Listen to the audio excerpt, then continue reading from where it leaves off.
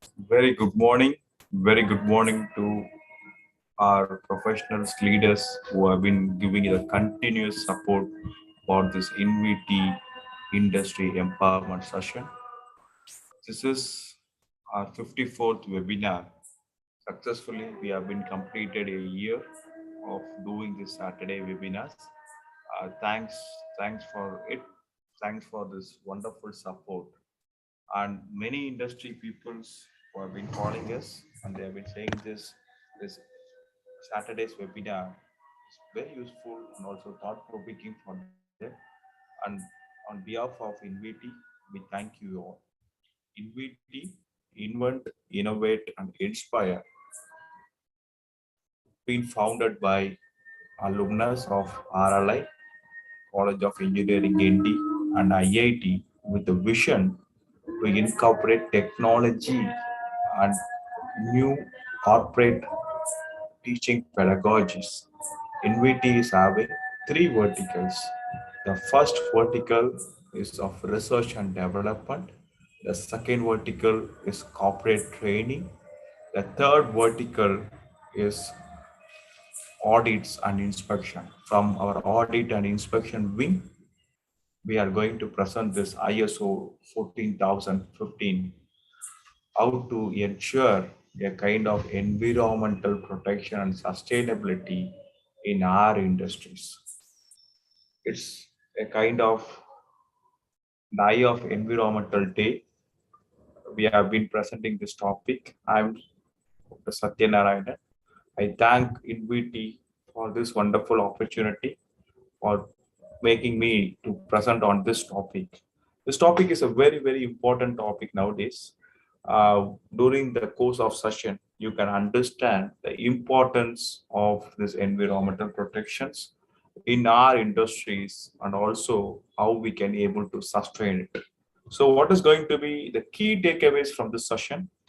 What is the mandatory requirements whenever we are going for the standards? We have to understand what is going to be the mandatory requirements. We are going to concentrate more on these aspects and impacts both. Whenever we are talking about this EMS, most of the time this aspect in terms plays a very major role. We are going to talk about that. And the next important thing is LCP, life cycle perspective. We are going to talk about this life cycle perspective. The last one is emergency plan. Here you have to understand the emergency plan, the different type of emergency plan with respect to ISO 45001 and what is the difference between that standard 45001 and 14000. This is the four key takeaways we are going to take from this session. So we will start our session. There is a lot of ethical reason behind this standard because we have been, the world has been doing and a lot of things has been changing, but how well we have been, we means the industries have been taking care the environment or the mother nature. It is one of the requirement of sustainable development goals also, SDG, how to preserve our nature, our environment. So this standard, whenever you're going for this ISO standard, whenever we have been going to guide the industry, we always tell that irrespective of certification and irrespective of the need of the standard, there is some ethical reason for this standard. As a part of corporate, we are responsible for that. How will we can able to ensure that our environmental activities can able to make the sustainability in our environment? That is very important. So it is not only a kind of the need, it is the kind of the ethical standards. So what is the goal of this ISO 14001? The goal of this ISO 14001 is nothing but, yes, the development should be there. The development should be there in a kind of very balancing one, and it should ensure that the resources we have, the resources we have, it should be able to be provided, it should be available to our further generation also. First, that should be the goals. If possible, how well we can able to expand it, how well we can able to multiply it. That can also plays a very major role. So the main important goal, the objectives of 14,000. Yes, we have to have the expansion, we have to have the new business, we have to have the expansion, good. But how well we can able to balance in such a way that the resources which we are enjoying right now, how well we can able to tell it will be presented, it will be available to our next generations also. That is the main objectives and the goals of this 14,001. What is going to be the impact as an organization if I've been going for this 14,000 or I'm already certified by this 14,001? You should ensure that whether this impact you have been got from the certification of this 14,001 2015. That's very important. The first one is whether my product or service, it's not creating any kind of impact to my environment. If you are going for this 14,001 or if you have been already gone to this 14,001, you have to ensure that are we getting this advantage, or I've been knowing this advantage in such a way that when I'm going to this 14,001, my service, my products, any kind of products, any kind of services, it's not going to impact the environment at all. And the effect, okay, the effect, it should be as minimum as possible. First year, yes, the effect level will be a little bit higher. If I've been keep on working in this, the environmental parties, the environmental peoples, professionals who can able to work on it, always will try to reduce the impact which has been creating by the product and the service of the industries. So that is very, very important thing. This is the expectations of this entire ISO standard, my dear friends. This is the kind of expectations of the needed documents. We are going to see the needed documents. This is the kind of expectation. First, you have to understand who are the context of the organization, how the organization operates based on the context of ISO 14,001. And next one is the interested parties with relate to ISO 14,001. Many times the people will get confused about these interested parties whenever they're going for this IMS, integrated management system. They may fail to identify the interested parties with relate to environment. So environmental management system is a very, very defined standard. You have to understand, you have to identify the interested parties which related to the environment. Then you have to have the policy, you have to have the objectives. Whenever you are talking about objectives, should be a measurable one. Objectives related to environment, related to life cycle, related to aspects, related to impact, that is known as EMS. Next, how well the top management has been committed to the EMS system. What are the things which you have been wrote in your manual, EMS manual? In what way, okay, in what way you are, in what way it will be, okay, in what way it will be, in what way it is going to affect it. That is very, very, very important thing. Next, top management commitment to EMS. Top management, how well it has been committed. Yes, now we have been shown about the top management commitment to EMS. We have to be more careful on that. Next, identifying our environmental aspect which can be results.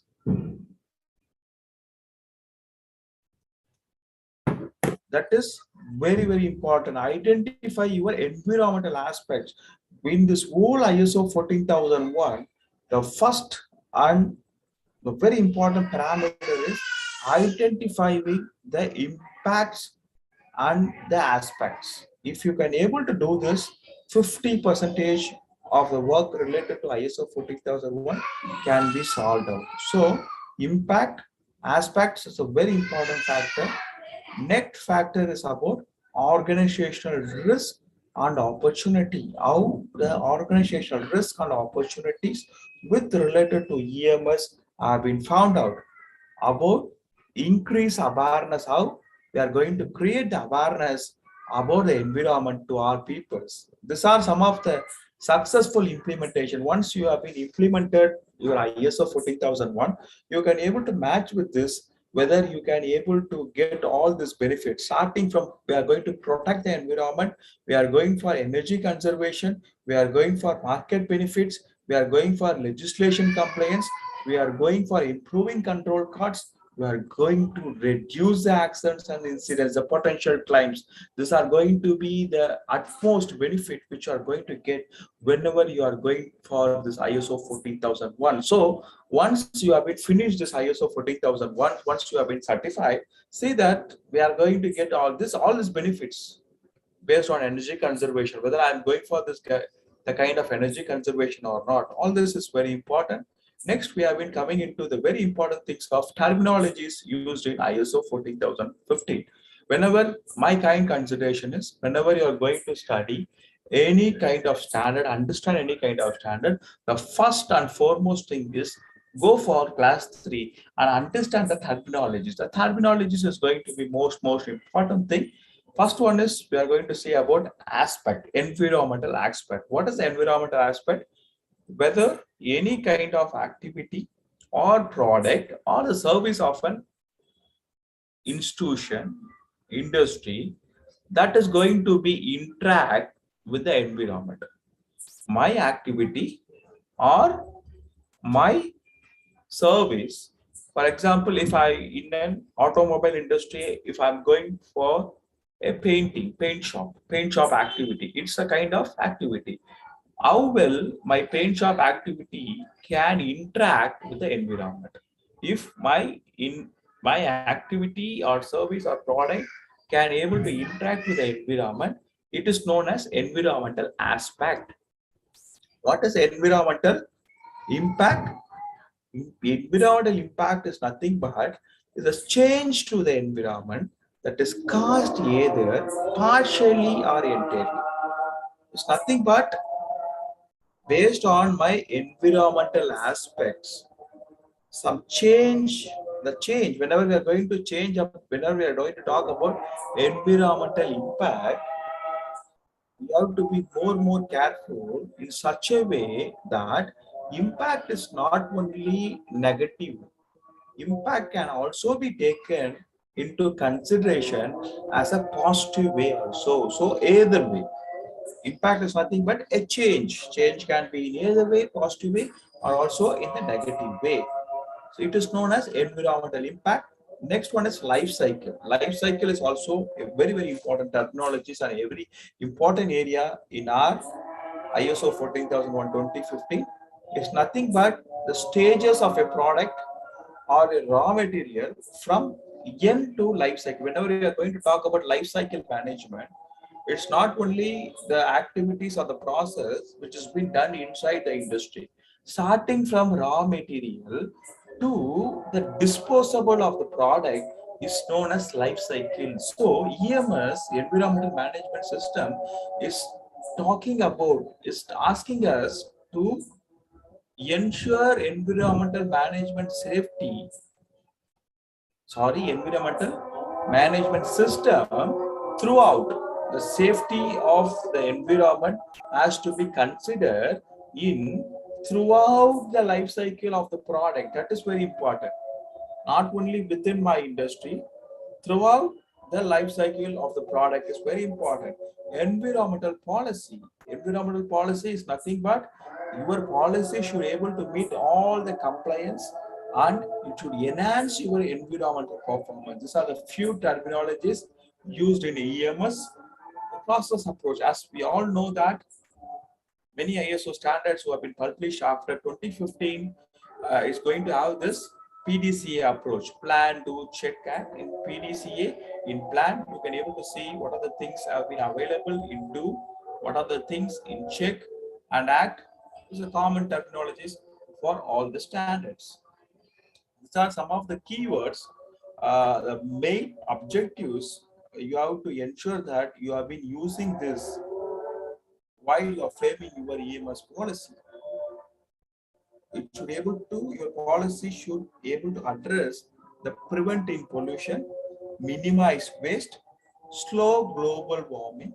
It should be able to recycle the material. How well we have been using our energy system, how well we can able to reduce usage of the energy system, how well we are educating the people about our policy, awareness created to our interested party.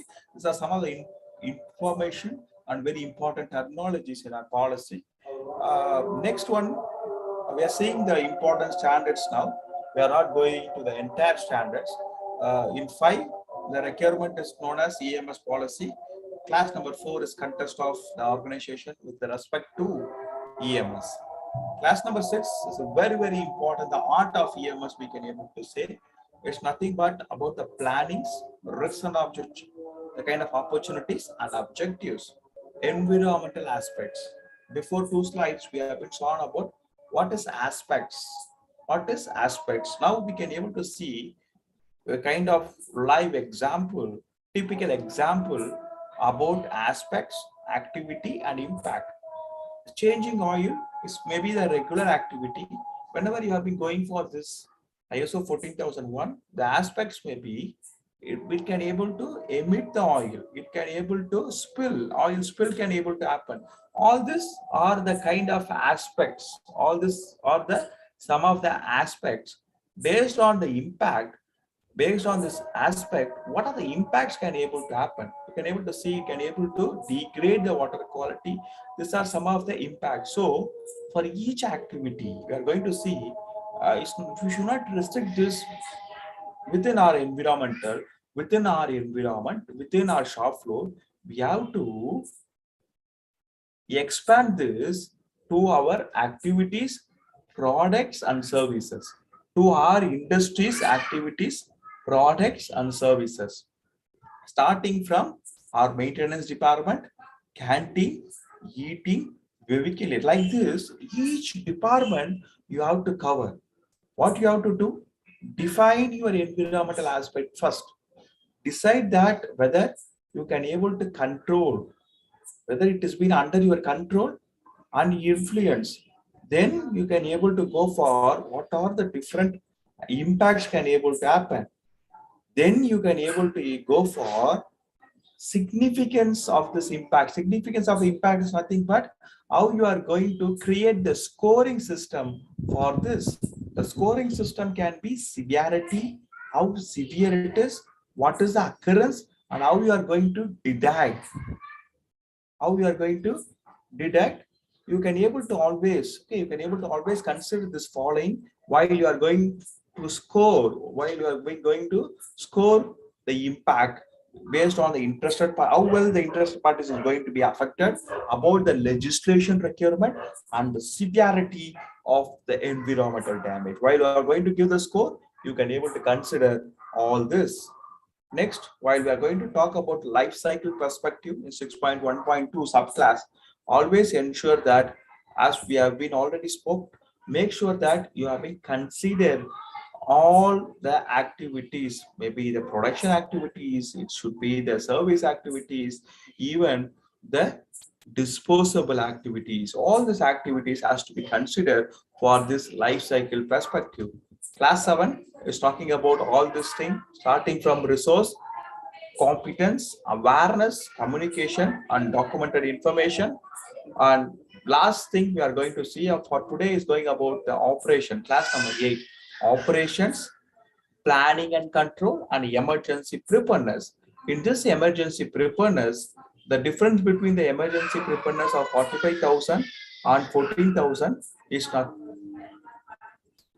nothing but how well the emergencies related to the environment has been mitigated, how well the periodic testing of planned emergency actions has been taken account, how well we are going to ensure the training of emergency response. All this is a very, very important thing which we have to ensure that our emergency preparedness with respect to environmental protection.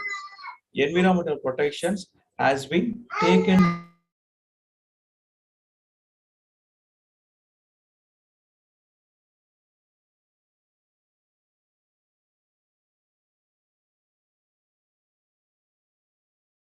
How well we can able to understand, how well we can able to ensure that we are taking the right action, we have been taking the right action for this emergency preparedness. These are some of the mandatory requirement documents for our ISO 14001, starting from our environmental policy, environmental aspect, environmental compliance. What are the statutory requirements? What is the objectives, roles and responsibility, competence, communication, documented control, operational control, emergency preparedness, monitor and measure, evaluation of compliance, records, EMS audit and management review. These are some of the important things which we can able to ensure that it is the need for ISO 14001:2015.